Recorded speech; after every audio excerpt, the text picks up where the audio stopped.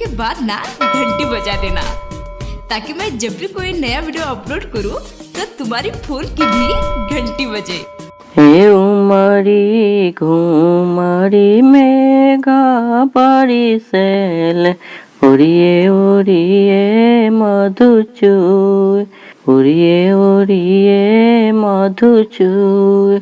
हे भिजेला महादेव के धोतिया गौरा देई के आभरण। हे भिजेला महादेव के धोतिया गौरा देई के आभरण। ए गोदिया में भिजेले गणेश पूत अवरु कार्तिक पूत। हे गोदिया में भिजेले गणेश पूत अवरु कार्तिक पूत। हे भिजता त भिजे देहु आभरण रखिया सिरवा सिंदूर। हे भिजता त भिजे देहु आभरण रखिया सिरवा सिंदूर। हे उमरी घुमरी मेघा बरिसेल उड़िए उड़िए मधुचूय उड़िए उड़िए मधुचूय। हे भिजेला श्री राम जी के धोतिया सीता देई के आभरण। हे भिजेला श्री राम जी के धोतिया सीता देई के आभरण।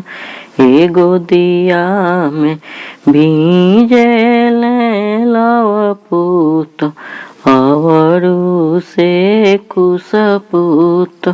हे गोदिया में भिजेले लव पूत अवरु से कुश पूत।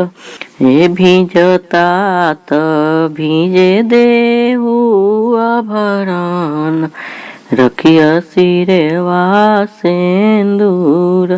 हे भिजता त भिजे देहु आभरण रखिया सिरवा सिंदूर रखिया सिरवा सिंदूर।